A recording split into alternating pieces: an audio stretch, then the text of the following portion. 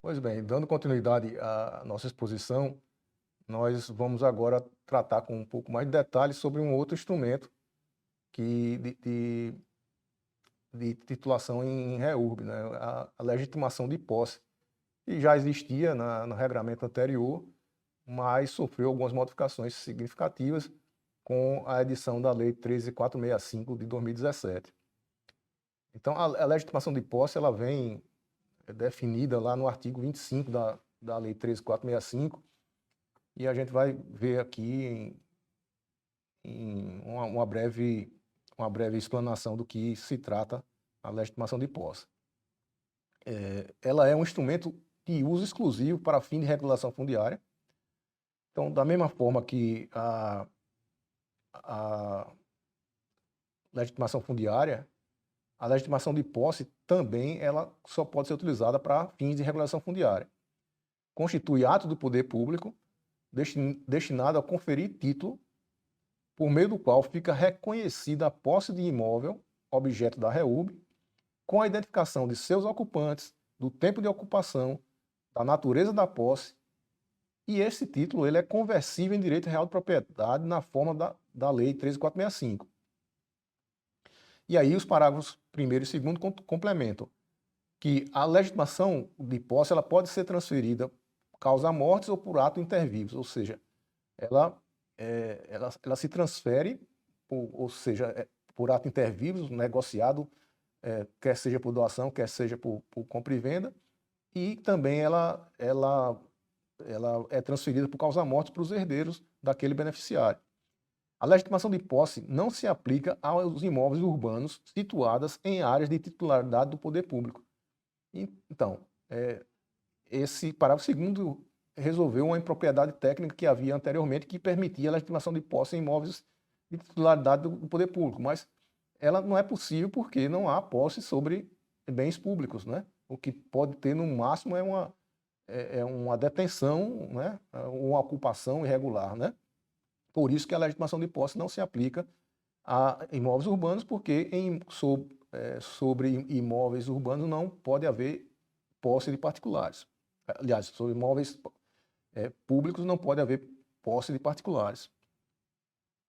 Então, em resumo, as características da legitimação de posse é que ela só pode ser utilizada para fim de REURB, também da mesma forma que a legitimação fundiária é reconhecida por título conferido por ato unilateral do poder público. O título da legitimação de posse ela tem que identificar o ocupante, que é o beneficiário, o tempo de ocupação, e a gente vai ver que isso é importante até para fins de uso capião e para outras finalidades, a natureza da posse, né? Se é ajuste do título, se é clandestina, se não tem ajuste do título, enfim. É conversível em direito real de propriedade. Então, a gente vai ver também como é que ela se converte, essa posse se converte em direito real de propriedade, num momento posterior. E ela pode ser transferida, como eu falei, tanto por causa mortis como por atos inter vivos, e só pode ser utilizada em área privada porque não existe posse em área pública, né? Não pode haver posse de particulares em imóveis de área pública. E aí, uma novidade da 13.465 é que ela traz essa possibilidade de conversão automática da legitimação de posse em propriedade. E como é que se regula isso, né?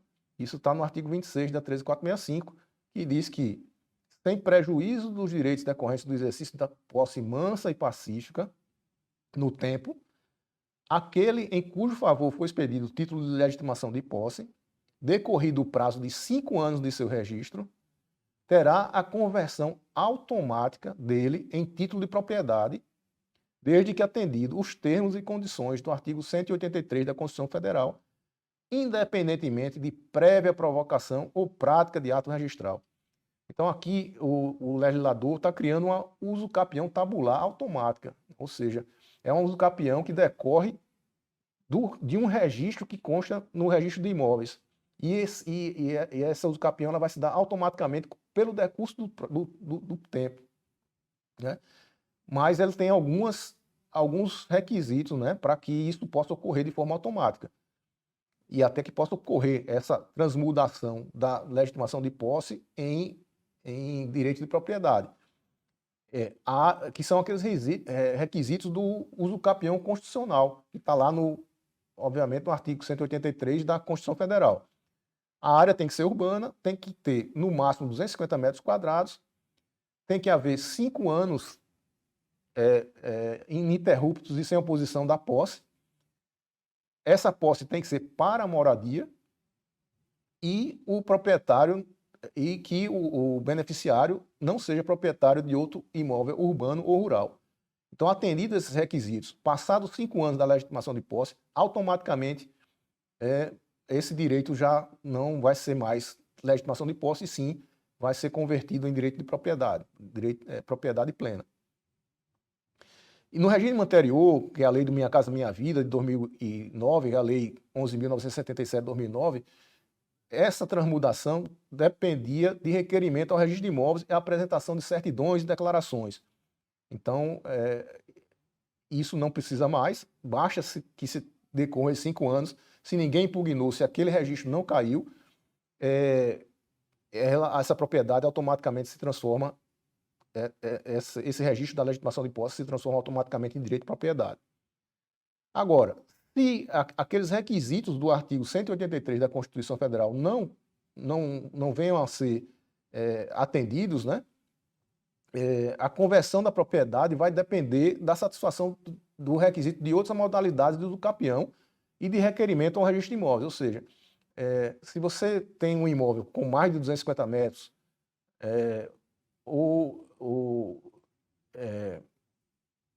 essa posse não foi ininterrupta, sem oposição, você tem que depender de outros requisitos para que se transforme a legitimação de posse em propriedade. E essa transmudação não vai se dar de forma automática, mas sim no reconhecimento da uso capião. Então, se você tem um imóvel com mais de 250 metros quadrados e, enfim, já o possui sem oposição no prazo da uso capião ordinária, você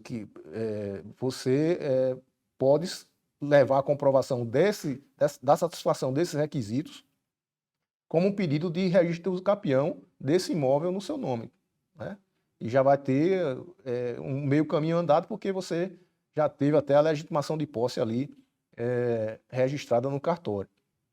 A conversão de legitimidade de posse em propriedade constitui forma originária de aquisição desta. Então, também, quando você adquire a legitimação de posse, se transmuda em propriedade, e essa transmudação se dá como uma forma de aquisição originária da propriedade, semelhantemente à legitimação fundiária. Bem, eu acho que essas seriam assim, as considerações que eu teria nesse aspecto do registro. A gente sabe que o tema demanda muito estudo e muito tempo também de explanação, que às vezes você fica limitado, né, pela própria formatação do curso, mas acredito que aqueles pontos fundamentais do registro da regularização fundiária no registro de imóveis foram abordados, trazendo esses novos dispositivos do novo Código de Normas de Pernambuco, que com certeza vai ser importante para a atividade prática dos senhores. Eu gostaria aqui de também deixar para rápida referência, para vocês consultarem posteriormente, se interessarem, uns links de modelos, né, em que todos esses registros que a gente falou aqui durante essa explanação, né, vocês têm modelos que foram utilizados na prática, nós utilizamos lá na prática no 4º registro de imóveis. Acho que ainda nós começamos com isso ainda em 2020, 2019, 2020, e tem alguns modelos, por exemplo, um modelo de matrícula matriz, que é de onde sai todas as unidades imobiliárias regularizadas, né? Tem modelo de averbação de destaque na matrícula originária, né? A matrícula avó, a matrícula originária de onde saiu a matrícula matriz. tem modelos de matrícula de um equipamento público, né? Uma unidade imobiliária que se constitui num equipamento público, e matrícula de unidade de construção base de laje, matrícula de unidade de laje propriamente, e modelo de matrícula de condomínio urbano simples. E só um ponto final que eu gostaria de colocar aqui, eu acho importante ressaltar, é sobre algumas dúvidas que às vezes os municípios vêm a ter sobre a necessidade de habites, né, para proceder com a regulação fundiária. Do ponto de vista do registro de imóveis, ao receber uma CRF, todas aquelas unidades ali, elas foram objeto de averiguação por parte do poder público, né, promovente da regularização. Então, a partir do momento em que vem no CRF a aprovação de um projeto e a descrição daquelas unidades imobiliárias que vão ser objeto de regularização e de concessão de direito de propriedade, é porque o ente promovente, em regra geral, o município, ele fez essa avaliação, né, das condições de salubridade, das condições de segurança, né, e por colocar no projeto de regularização fundiária aquela unidade, ele está dizendo ali que ele não tem objeção a essas condições de salubridade e de segurança, né? Então, é dispensável o habites. Pressupõe-se que, ao constar na CRF, essa questão técnica de avaliação, né, como a própria lei sempre vem dizendo, essas questões técnicas são de atribuição do município, e o registrador de imóvel não pode se imiscuir, então estaria suprido com a colocação. Se quando eventualmente o município, dentro daquele núcleo urbano informal consolidado, ele verificar que alguma habitação ela não satisfaz essas condições de salubridade, de segurança, e coloca em risco os seus ocupantes, ela simplesmente não retira essa unidade do projeto de regulação fundiária.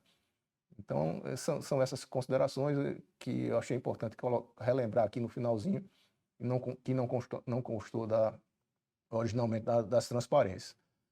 No mais, eu agradeço a atenção de todos, espero ter contribuído de alguma forma e gostaria de agradecer ao programa Moradia Legal pelo convite de estar aqui conversando com vocês de município, enfim, de todos, de registradores de imóveis, do Estado, enfim, eventualmente da União, todos que estão envolvidos nesse processo, né?